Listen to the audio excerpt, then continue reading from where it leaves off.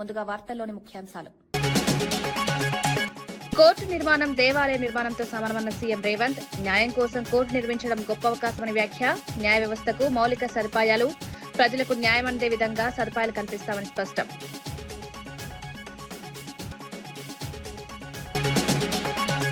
తమిళనాడు బోట్ల అక్రమ వేటపై కఠిన చర్యలు. అక్రమ వేట అడ్డుకునేందుకు ప్రత్యేక టాస్క్ ఫోర్స్, స్పీడ్ బోట్లతో సముద్రంలో గస్తీ, మత్స్యకారుల ప్రయోజనాల కోసం చర్యలు.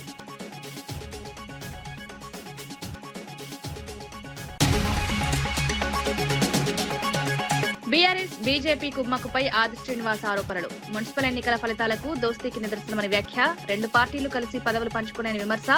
ప్రజలను మభ్యపెట్టే రాజకీయాలు జరుగుతున్నాయని ఆరోపణ.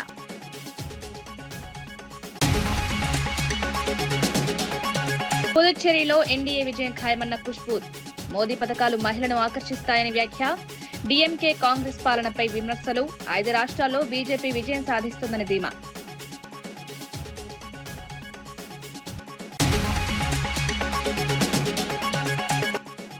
కొత్త రాజకీయ శక్తిగా వస్తామని కవిత హెచ్చరిక. సమస్యలు పరిష్కరించకపోతే పార్టీగా ముందుకొస్తామని ప్రకటన. అవసరమైతే సమ్మెకు వెనకాడమని స్పష్టం. సింగరేణి కార్మికుల కోసం పోరాటం కొనసాగిస్తామని వ్యాఖ్య. ముఖ్యమంత్రి రేవంత్ రెడ్డి కోర్టు భవనాల నిర్మాణంపై ఆసక్తికర వ్యాఖ్యలు చేశారు. ఒక రాజకీయ నాయకుడికి ఆలయాలు నిర్మించే అవకాశం వస్తుందని, కానీ న్యాయం కోసం కోర్టు ప్రాంగణం నిర్మించడం అన్ని మతాల ప్రజలకు సేవ చేయడం లాంటిదన్నారు. ఈ అవకాశాన్ని గౌరవంగా భావిస్తున్నారని పేర్కొన్నారు. న్యాయ వ్యవస్థకు అవసరమైన మౌలిక సదుపాయాలు కల్పించడం ప్రభుత్వ బాధ్యత అన్నారు. With the top legal minds of India. A day like this comes, but rarely in the life of any political leader. In India, one may build a temple or a mosque, a church or a gurudwara. It would be a rare opportunity to politicians. But to build a court complex, a campus for justice, it is like building a temple for people of all faiths. In our democracy, the 3 branches operate with autonomy, interdependence, and respect for each other: legislature, executive, and judiciary. For a common citizen, the court represents the final door to knock, the last resort. Therefore, it is a great opportunity for me, maybe a lifetime, that my government could initiate the project to build a new high court complex for Telangana. Many governments and chief ministers in the past would have taken up this project, but for some reason it was felt for many governments to undertake this noble task.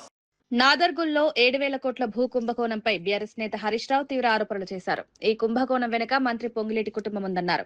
Shilpa infra, Shilpa Raghava కంపెనీల్లో మంత్రి కుమారుడు director గా ఉన్నారని వెల్లడించారు. 373 ఎకరాల ప్రభుత్వం భూమి కబ్జా అయ్యే ప్రమాదం ఉందని హెచ్చరించారు. హైడ్రా కమిషనర్ రాంగనాథ్ తక్షణ చర్యలు తీసుకోవాలని డిమాండ్ చేశారు. ప్రభుత్వ భూములను రక్షించాల్సిన బాధ్యత అధికారులపై ఉందన్నారు. రక్షించాల్సిన రక్షకులు కబ్జాదారుల పక్షపాతం వహిస్తున్నారు, కబ్జాదారులకు కొమ్ము కాస్తున్నారు. అందుకే భూములను కస్టోడియన్గా ఉన్న ఆర్డీఓ, ల్యాండ్ రెవెన్యూ ట్రిబ్యునల్ చైర్మన్గా ఆ భూములను కాపాడాల్సిన ఆర్డీఓ మౌనంగా ఎందుకుంటున్నాడు? పైన రెవెన్యూ మంత్రి గారి కుటుంబ సభ్యులు ఉంటే పాపం చిన్న అధికారి ఆర్డీఓ ఏం చేయగలుగుతాడు? ఇది ఒక ఆధారం. పెద్దలే గద్దలైపోయి పేదల పాలిట వాళ్ళు ఇట్లయిపోయినాక ఇంకెక్కడి నుంచి పేదలకు న్యాయం జరుగుతుంది? మరి ముఖ్యమంత్రి గారు డైలాగులు కొట్టినావు కదా, ఎవరిని వదిలిపెట్టా, నా మంత్రి అయినా వదిలా, నా తమ్ముడినైనా వదిలా అన్నావు కదా. దీని మీద ఎందుకు స్పందించవు? రేవంత్ రెడ్డి, నువ్వు అసెంబ్లీలో మాట్లాడిన మాటలో వీసమెత్తు నిజమున్నా, నీకు నిజాయితీ ఉంటే తక్షణమే హైడ్రాను పంపించి మొత్తం ఆ ఫెన్సింగ్ను కూలగొట్టు, ఆ కాంపౌండ్ వాళ్ళను కూలగొట్టు, ఆ రైతులను అక్కడికి వెళ్ళనీయు, ప్రభుత్వ భూమిగా దాన్ని వెంటనే డిక్లేర్ చేయాలని చెప్పి నేను ఈరోజు డిమాండ్ చేస్తా ఉన్నా. సముద్రంలో తమిళనాడు బోట్ల అక్రమ వేటపై ఏపీ ప్రభుత్వం సీరియస్ గా వ్యవహరిస్తోందని మంత్రి కొల్లు రవీంద్ర తెలిపారు. అక్రమ వేటను అడ్డుకునేందుకు ప్రత్యేక టాస్క్ ఫోర్స్ ఏర్పాటు చేసినట్లు తెలిపారు. ఆధునిక స్పీడ్ బోట్ల ద్వారా సముద్రంలో నిరంతరం గస్తీ నిర్వహిస్తున్నామన్నారు. మెరైన్ బోట్లు ఉపయోగించి అక్రమ కార్యకలాపాలను అరికడుతున్నామని తెలిపారు. ఫిషింగ్ హార్బర్ పై ప్రతిపక్షాలు అనవసర అనుమానాలు సృష్టిస్తున్నాయని విమర్శించారు. మత్స్యకారుల ప్రయోజనాలను కాపాడే దిశగా చర్యలు కొనసాగుతున్నాయని స్పష్టం చేశారు. దీని మీద ప్రభుత్వం చాలా సీరియస్ గా ఉంది. గౌరవ ముఖ్యమంత్రి గారు కూడా మొన్న రివ్యూ తీసుకుని అందరికీ ఇన్స్ట్రక్షన్స్ ఇవ్వడం జరిగింది. ఎన్ని బోట్స్ అవసరమైతే అన్ని బోట్స్ని అక్కడ ఏర్పాటు చేసి ఇమ్మీడియట్గా ఆ బోట్లని కంట్రోల్ చేయమని చెప్పడం జరుగుతుంది. ఇప్పటికీ ఆల్రెడీ 3 బోట్లు గస్తీ తిరుగుతూ ఉన్నాయి. ఈరోజు తిరుపతిలో మరొక బోటు కూడా ఏర్పాటు చేయడం జరిగింది. ఇప్పుడు ఒక 2 బోట్లను కూడా తమిళనాడు సంబంధించినటువంటి బోట్లను కూడా చేసి పట్టుకోవడం జరిగింది. అయితే దీనికి ఎందుకంటే రేపు ఏప్రిల్ 15th నుంచి మళ్ళీ బ్యాన్ పీరియడ్ ఉంటుంది కాబట్టి నెక్స్ట్ జూన్ 15కి మళ్ళీ బోట్లు వెళ్ళే సమయానికి ఒక 4 బోట్లని 650 హార్స్ పవర్ బోట్స్ని ఏర్పాటు చేసి లాంగ్ లైనర్స్ కేవలం గస్తీ చూడటానికి మాత్రమే 650 హార్స్ పవర్ మోటార్లతో ఇంజన్తో ఉన్నటువంటి బోట్స్ని ఏర్పాటు చేస్తున్నారు. అలాగే మెరైన్ పోలీస్ నుంచి కూడా వాటికి కావాల్సినవన్నీ కూడా ఏర్పాటు చేయడం జరుగుతుంది. Fisheries department, forest department, revenue department, police దాదాపు ఒక 5 డిపార్ట్మెంట్లు ఇన్వాల్వ్ అయ్యి వాటికి కావాల్సినవన్నీ కూడా ఏర్పాటు చేసుకోవడం కూడా జరుగుతుంది. బీఆర్ఎస్ బీజేపీ మధ్య కుమ్మక్కు రాజకీయాలు జరుగుతున్నాయని కాంగ్రెస్ నేత ఆది శ్రీనివాస్ ఆరోపించారు. ఇటీవల జరిగిన మున్సిపల్ చైర్మన్ ఎన్నికల ఫలితాలు ఇందుకు నిదర్శనమని పేర్కొన్నారు. 2 పార్టీలు కలిసి పదవులు పంచుకున్నాయని విమర్శించారు. ఖానాపూర్లో ఈ దోస్తీ బహిర్గతమైందన్నారు. ప్రజలను మభ్యపెట్టే రాజకీయాలు కొనసాగుతున్నాయని నిన్నటి రోజు జరిగినటువంటి ఇబ్రహీంపట్నం మున్సిపల్ ఎన్నికల్లో ఈ రోజు ఖానాపూర్ మున్సిపల్ జరిగినటువంటి ఎన్నికల్లో బీజేపీకి చైర్మన్ పదవి ఇచ్చి వైస్ చైర్మన్ పదవిని బీఆర్ఎస్ పార్టీ తీసుకున్నటువంటిది. అంటే మొదటి నుంచి మేము చెప్తా ఉన్నాం, బీజేపీ బీఆర్ఎస్ పార్టీలు 2 కూడా ఫెవికాల్ బంధంతో విడదీయరాని బంధం, ఫెవికాల్తో అతుకున్నది ఎలా ఉంటుందో అలా ఉంటుందని చెప్పని మేము మొదటి నుంచి కూడా చెప్తున్నాం. నిదర్శనం మాట చెప్తున్నాం. ఈరోజు బీజేపీ రాష్ట్ర అధ్యక్షుడు రామచంద్రరావు గారు మాకు ఏ పార్టీతో పొత్తుండదని చెప్పిన మాట ఓవైపు చెప్తున్నాడు. మరి ఈ అంశం వారి దృష్టికి రాలేదా, ఈ విషయం వారికి తెలదా అని అంటున్నాం. ఈరోజు ప్రజాస్వామ్య గెలుపంటూ మాటలు దాటవేసే ప్రయత్నిస్తున్న కేటీఆర్ గారు ఈ పరిణామాలపైన కిమ్మనుకుంటూ ఎందుకు ఉంటున్నాడనేది కూడా చెప్పాలి. అంటే లోపల 2 పార్టీలు ఒకటే అని చెప్పని ఈ మున్సిపల్ ఎన్నికల ద్వారా తెలిసినటువంటి సందర్భాన్ని గుర్తు చేస్తూ గతంలో కలిసే ఉన్నాయి బీఆర్ఎస్ బీజేపీ, ఇప్పుడు కలిసే ఉన్నాయి, భవిష్యత్తులో కూడా 2 పార్టీలు కలిసే ఉంటుందని చెప్పడానికి నిదర్శనంగా ఈ ఎన్నికలు. ఇప్పుడు దీనికి సమాధానం ఈరోజు బీజేపీ రాష్ట్ర అధ్యక్షుడు రామచంద్రరావు గారు ప్రజలకు సమాధానం చెప్పాలి. కేటీఆర్ గారు ప్రజాస్వామ్య విలువలంటూ ఈరోజు కిమ్మనకుంటూ ఉన్నటువంటి కేటీఆర్ కూడా ప్రజలకు సమాధానం చెప్పాల్సిన అవసరం ఉంది. ఏదేమైనా బీజేపీ బీఆర్ఎస్ ఒకటే అని ఈ తాజాగా మున్సిపల్ ఎన్నికల ద్వారా విదితమైన అంశాన్ని ప్రజలు గమనించాలని చెప్పి సందర్భంగా కోరుతా ఉన్నాను. జాగృతి అధ్యక్షురాలు కవిత కీలక వ్యాఖ్యలు చేశారు. మరో 20 రోజుల్లో కొత్త రాజకీయ శక్తిగా ముందుకొస్తామని ప్రకటించారు. తమ తీర్మానాలకు ప్రభుత్వం వెంటనే పరిష్కారం చూపాలని డిమాండ్ చేశారు. సమస్యలు పరిష్కరించకపోతే పార్టీగా ఏర్పడి ఉద్యమ మార్గంలో ముందుకు సాగుతామని హెచ్చరించారు. అవసరమైతే సమ్మకు కూడా వెనుకాడబోమని స్పష్టం చేశారు. సింగరేణి కార్మికుల సమస్యలపై కూడా పోరాటం కొనసాగిస్తామన్నారు. ప్రజల సమస్యలు పరిష్కరించే దిశగా చర్యలుంటాయని పేర్కొన్నారు. తెలంగాణ జాగృతి సంస్థగా ఉన్నటువంటి మేము ఒక రాజకీయ శక్తిగా ప్రజల ముందుకు రాబోతా ఉన్నాం. డెఫినెట్ గా కొత్త తరహా రాజకీయం ఎట్లా ఉంటుందో, ప్రజల పక్షాన నిలబడి చేసేటటువంటి రాజకీయం ఎట్లా ఉంటుందో, ప్రజల మంచి కోసం పనిచేసేటటువంటి రాజకీయ నాయకులు ఎట్లా ఉంటారో తెలంగాణ ప్రజలందరికీ చూపించే విధంగా, వారి ప్రత్యక్షంగా అనుభవంలోకి వచ్చే విధంగా ఫ్యూచర్లో మేము పనిచేయబోతా ఉన్నాం. మరి 20 రోజుల సమయంలో నేను మళ్ళీ డిమాండ్ చేస్తున్న కాంగ్రెస్ పార్టీకి మేము ప్రవేశపెట్టినటువంటి 5 తీర్మానాలను మీరు మంచి మాట కమాన యాక్సెప్ట్ చేస్తే మంచిది, లేకపోతే పార్టీగా మారిన వెంటనే బాయిబాట పడతాం, కార్మికులందరినీ చైతన్యపరుస్తాం, సమ్మెకు కూడా వెనుకాడబోము. ఆనాడు 40 రోజులు సమ్మె చేస్తే తెలంగాణ రాష్ట్రం వచ్చింది. ఇప్పుడు మేము 4 రోజులు చేస్తేనే మీకు సుక్కలు కనబడతాయి. కాబట్టి మాతోని సింగరేణితోని పెట్టుకోవద్దు. ఖచ్చితంగా త్వరితగతిన మెడికల్ బోర్డు పెట్టాలి. ప్రతిసారి మెడికల్ బోర్డుకు ధర్నాలు చేయాలి, దీక్షలు చేయాలి అనేటటువంటి కాన్సెప్ట్ కాకుండా మానవతా కోణంలో ఆలోచించి మెడికల్ బోర్డు పెట్టాలని చెప్పి ప్రభుత్వాన్ని మరోసారి నేను డిమాండ్ చేస్తున్నాను. బీజేపీ నేత ఖుష్బూ సుందర్ పుదుచ్చేరిలో ఎన్డీఏ విజయం ఖాయమని ధీమా వ్యక్తం చేశారు. ప్రధాని మోదీ ప్రవేశపెట్టిన పథకాలు మహిళలను ఆకర్షిస్తున్నాయన్నారు. తమిళనాడులో డీఎంకే, కాంగ్రెస్ ప్రభుత్వాలపై విమర్శలు గుప్పించారు. రాష్ట్రంలో శాంతి భద్రతలు క్షీణించాయని ఆరోపించారు. డ్రగ్స్ సమస్య పెరుగుతోందని, కేరళ, బెంగాల్ సహా 5 రాష్ట్రాల్లో బీజేపీ విజయం సాధిస్తుందన్నారు. Number of children from schools and colleges, young children as young as 7th standard and 8th standard children, including girl students, being addicted to drugs and liquor coming to school drunk, bringing liquor in their water bottles, how easily it is available. There's a 10 lakh crore debt on Tamil Nadu government. How are they going to clear that? There's an amount of loot and scam that has happened in Tamil Nadu. They don't have an answer for that. There's zero when it comes to law and order, which directly comes under the leadership of the chief minister. They don't have an answer for that. Every day there's a woman is assaulted, a 2-year-old child is sexually raped, a 70-year-old woman is also sexually assaulted.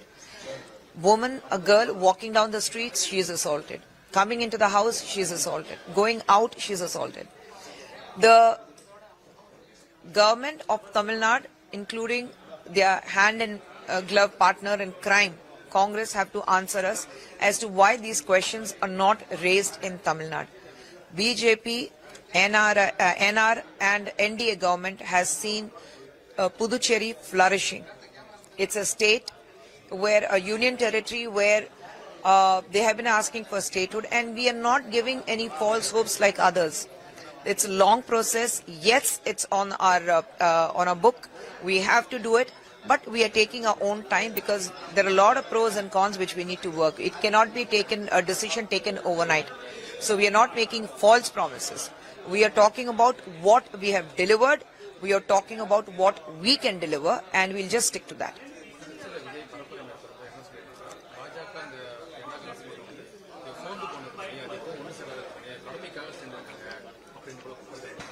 Vijay అవర్గల్ నా విమర్శ marine IG Gopinath Juvvaladinne fishing harbour ను సందర్శించారు. కావలి, Nellore rural, Sullurpeta డీఎస్పీలు marine సిబ్బందితో కలిసి పరిస్థితులను పరిశీలించారు. సముద్రంలో జరుగుతున్న వేట విధానాన్ని సమీక్షించారు. తమిళనాడు, పుదుచ్చేరి బోట్లు అక్రమంగా ప్రవేశించకుండా కట్టుదిట్టమైన చర్యలు తీసుకుంటామన్నారు. గత నెల 22 నుంచి నిరంతరం పెట్రోలింగ్ నిర్వహిస్తున్నామన్నారు. హైస్పీడ్ బోట్లను రంగంలోకి దించి మరింత పటిష్టంగా గస్తీ పెంచుతామని పేర్కొన్నారు. మనకి ఇప్పుడున్నటువంటి సమస్య ఏదైతే పాండిచ్చేరి సంబంధించినటువంటి కరైకాలు, తమిళనాడుకు సంబంధించినటువంటి నాగపట్నం ఆ ప్రాంతాల నుంచి బోట్లు మన ఆంధ్రప్రదేశ్ తీర ప్రాంతంలోకి రావడం, దాదాపుగా మన తీర ప్రాంతం వరకు వచ్చి ఇప్పుడున్నటువంటి ఫిషర్మెన్కి సంబంధించినటువంటి బోట్లు, వలలని వాటిని విధ్వంసం చేయడం, దాని ద్వారా ఇక్కడ ఉన్నటువంటి ఫిషర్మెన్ యొక్క బతుకుదొరి మీద ఇబ్బంది పెట్టడం జరుగుతుంది. దాన్ని దృష్టిలో ఉంచుకొని ఇప్పటికే ప్రభుత్వం నియమించినటువంటి గ్రూప్ ఆఫ్ మినిస్టర్స్, అదేవిధంగా లోకల్గా ఉన్నటువంటి పబ్లిక్ రిప్రజెంటేటివ్స్, జిల్లా యంత్రాంగం, పోలీసు మరియు మెరైన్ పోలీసు వారు అందరూ కలిసి పలు దఫాలుగా చర్చించి ఆ బోట్లని ఆపడానికి పోయిన నెల 22వ తారీఖు నుంచి పెట్రోలింగ్ అనేటువంటిది ఏరియాలో ప్రారంభించడం జరిగింది. సో దాంట్లో భాగంగా ప్రతిరోజు కూడా ఈ ఫిషరీస్ డిపార్ట్మెంట్ ప్రొవైడ్ చేసినటువంటి ఈ బోట్స్కి పోలీసు, మెరైన్ పోలీసు వారి సిబ్బందిని ఇచ్చి ఈ పెట్రోలింగ్ అనేటువంటిది జరుగుతూ ఉంది. బీఆర్ఎస్ నేత రావుల శ్రీధర్ రెడ్డి కాంగ్రెస్ ప్రభుత్వంపై విమర్శలు చేశారు. తెలంగాణలో ఇచ్చిన 6 గ్యారంటీలు అమలు చేయడంలో విఫలమయ్యారని ఆరోపించారు. రైతు భరోసా, మహిళలకు ఆర్థిక సాయం వంటి హామీలు నెరవేర్చలేదన్నారు. అలాంటి పరిస్థితుల్లో కేరళలో ప్రచారం చేయడం సరైంది కాదని పేర్కొన్నారు. సొంత రాష్ట్రంలో సమస్యలు పరిష్కరించకుండా ఇతర రాష్ట్రాల్లో హామీలు ఇవ్వడం ప్రజలను తప్పుదారి పట్టించడమేనని విమర్శించారు. రెడ్డి గారు, the Telangana people who have voted for you are waiting for you to give the 2,500 rupees honorarium that you promised to the women. They are waiting for the gold to be given in addition with the money that was given for Kalyan Lakshmi and Shadi Mubarak. Where is the hike in pensions? Where is the increase in the Raitu Bandhu? And many of the promises, right from Indirama Illu to many promises which are not honored, and nothing is done here in Telangana. You are going around the country, going to Kerala, going to Tamil Nadu, going to Bengal and saying big things. Without fulfilling the promises, if you go and mislead the people in another state, do you think that they believe? We are in the Jubilees Assembly constituency in Telangana. Here, during the KCR's government, we gave more than 4,000 houses to the beneficiaries in our own constituency. This constituency is full of working class, low middle class. And despite many promises given, even in the recent by-election, Jubilees voters have given you the mandate. But nothing, all the promises given during the elections, in the general elections, even by-elections, nothing is being honored. And here there is a ground, an open space, which your government is trying to, snatch it from the people of this place and trying to allocate it to the other departments for the permanent structures. Please realize that all the promises which you are given are not honored, but going and campaigning in other states are not going to help. If this continues, people of Telangana are going to teach you a befitting lesson in the days to come. కేరళలోని కోజికోడ్ జిల్లా బేపూర్ నియోజకవర్గంలో కేంద్ర హోంమంత్రి అమిత్ షా భారీ road show నిర్వహించారు. BJP అభ్యర్థి KP Prakash బాబుకు మద్దతుగా జరిగిన ఈ కార్యక్రమంలో వేలాది మంది కార్యకర్తలు, ప్రజలు పాల్గొన్నారు. అమిత్ షా ప్రజలకు అభివాదం చేస్తూ ఎన్నికల ప్రచారాన్ని ఉత్సాహంగా కొనసాగించారు. రాష్ట్రంలో మార్పు అవసరమని పేర్కొన్నారు. బీజేపీకి మద్దతునివ్వాలని ప్రజలను కోరారు.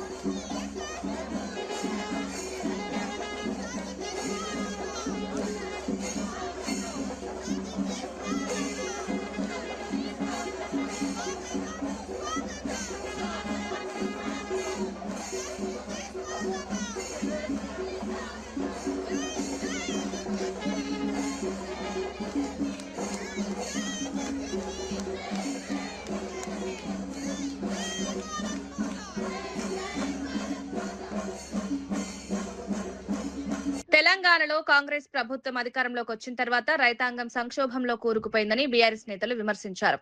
రైతు రుణమాఫీ సక్రమంగా జరగలేదని ఆరోపించారు. కరెంటు కోతతో యాసంగి పంటలు దెబ్బతింటున్నాయని తెలిపారు. గత ప్రభుత్వం చేనేత కార్మికులను ఆదుకున్నప్పటికీ ప్రస్తుత ప్రభుత్వం టెండర్ల పేరుతో ఇబ్బందులు పెడుతోందని విమర్శించారు.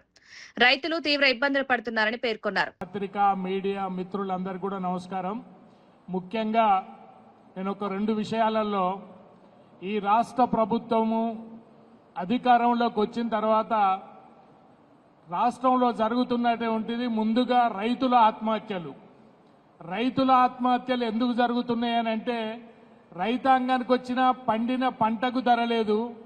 రెండోది వచ్చేసి రైతులకు రుణమాఫీ చేస్తా అని చెప్పి దాదాపు ఒక 50% కూడా గ్రామాలలో రుణమాఫీ జరగలేదు. మూడోది వచ్చేసి రైతు బంధు కూడా ఇప్పటి వరకు రైతుల ఖాతాలలో పడలేని పరిస్థితి ఉన్నది. నాలుగోది కరెంటు కొరత కూడా ఇప్పుడు గ్రామాలలో జరుగుతున్నటువంటి యాసంగి పంటలకు కూడా రైతులు చాలా ఇబ్బంది పడవలసి ఉన్నది.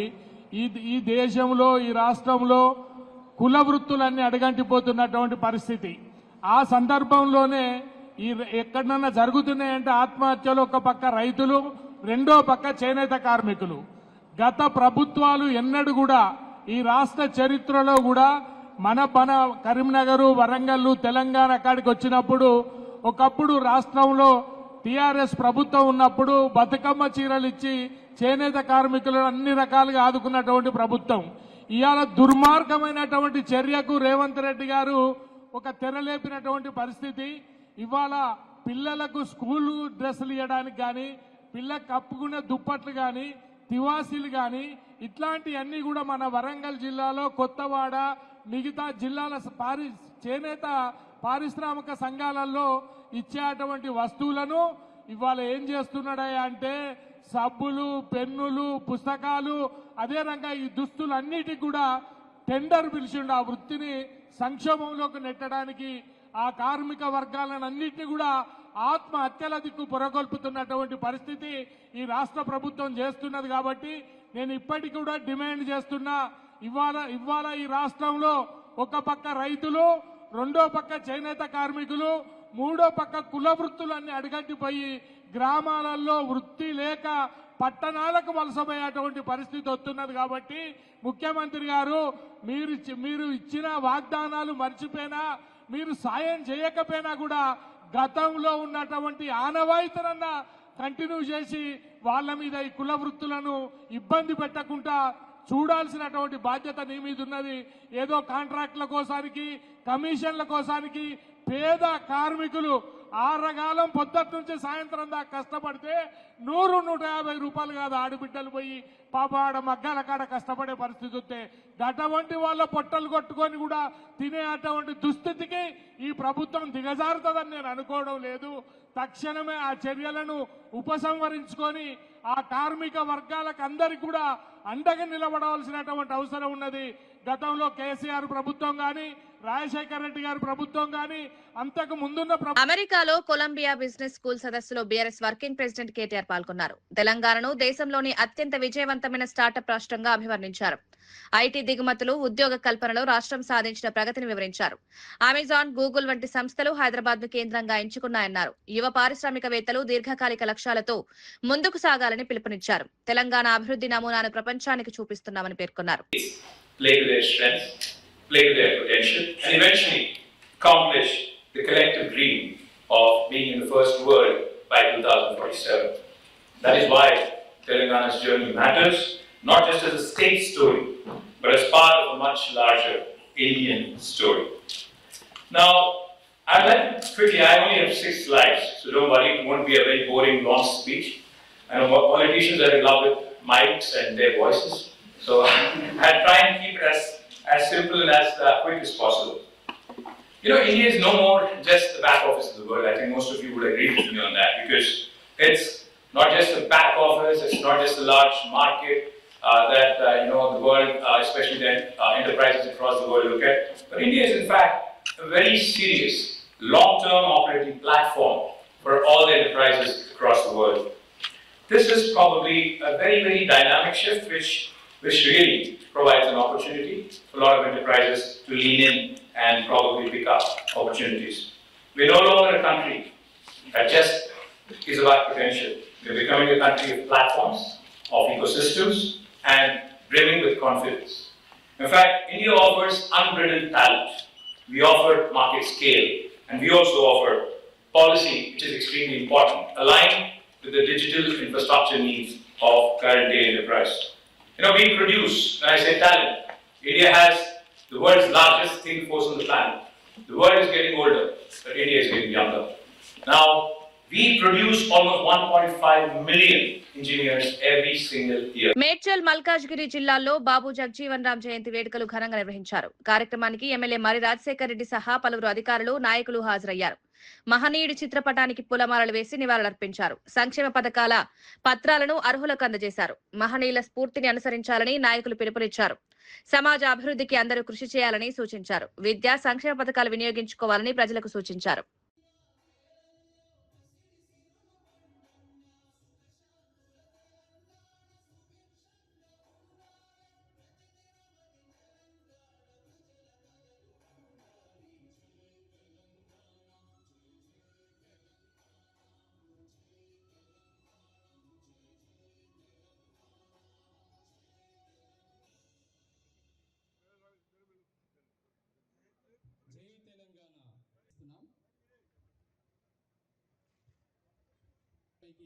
రావాల్సిందిగా విజ్ఞప్తి చేస్తున్నాం.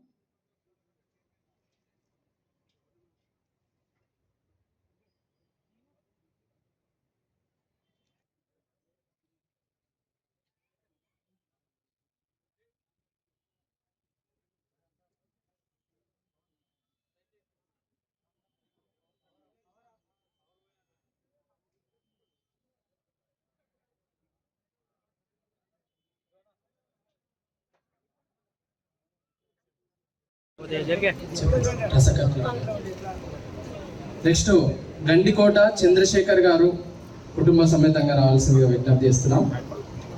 ఓకే గండికోట చంద్రశేఖర్ గారు, మిడ్డి నరసింహ గారు, మిడ్డి నరసింహ గారు 2,50,000 రూపాయలు. తర్వాత గ్యారా స్వప్న గారు, గ్యారా స్వప్న గారు.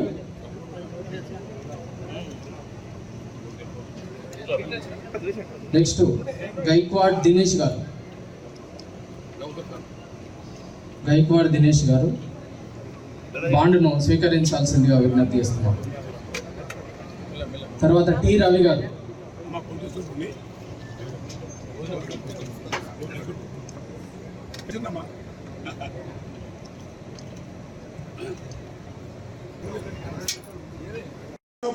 ఈ సివిల్ రైట్స్ మినిట్స్ ని వాళ్ళ ముంగడ పెట్టి కలెక్టర్ గారిని కానీ మన అధికారులను కానీ మనం నిలదీసే హక్కు మనకు ఉంటుందనేసి ఈ సందర్భంగా ఆ సివిల్ రైట్స్ ప్రోగ్రామ్ ఇలా సుమారు 10 సివిల్ రైట్స్ ప్రోగ్రామ్ ని కూడా మన వాళ్ళకి తెలియజేసిన. మీకు ఇంకా తెలియని చాలా స్కీమ్స్ ఉన్నాయి, ఎందుకంటే ఇవన్నీ కూడా తెలుసుకోవాల్సిన అవసరం ఉంటది.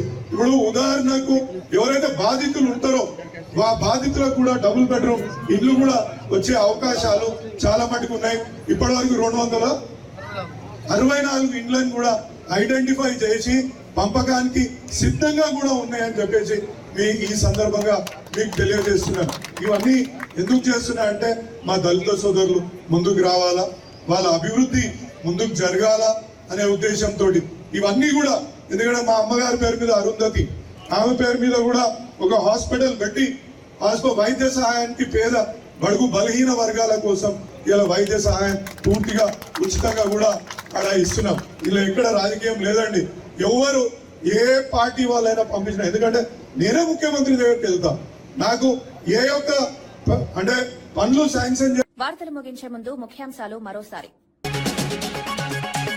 కోర్టు నిర్మాణం దేవాలయ నిర్మాణంతో సమానమన్న సీఎం రేవంత్. న్యాయం కోసం కోర్టు నిర్మించడం గొప్ప అవకాశమని వ్యాఖ్య. న్యాయ వ్యవస్థకు మౌలిక సదుపాయాలు, ప్రజలకు న్యాయం అందే విధంగా సదుపాయాలు కల్పిస్తామని స్పష్టం.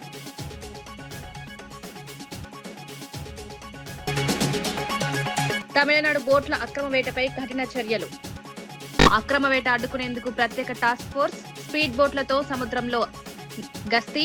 మత్స్యకారుల ప్రయోజనాల కోసం చర్యలు.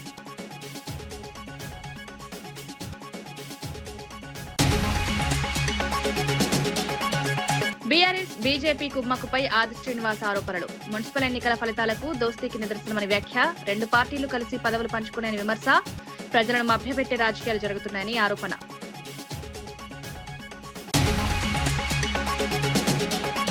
పుదుచ్చేరిలో ఎన్డీఏ విజయం ఖాయమన్న ఖుష్బూ. మోదీ పథకాలు మహిళలను ఆకర్షిస్తాయని వ్యాఖ్య. డీఎంకే కాంగ్రెస్ పాలనపై విమర్శలు. 5 రాష్ట్రాల్లో బీజేపీ విజయం సాధిస్తుందని ధీమా.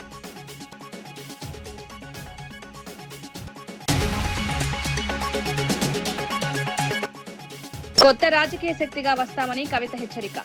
సమస్యలు పరిష్కరించకపోతే పార్టీగా ముందుకొస్తామని ప్రకటన. అవసరమైతే సమ్మెకు వెనకాడమని స్పష్టం. సింగరేణి కార్మికుల కోసం పోరాటం కొనసాగిస్తామని వ్యాఖ్య. ఈనాటి వార్తా విశేషాలు. మరో బులెటిన్లో మళ్ళీ కలుద్దాం. నమస్కారం.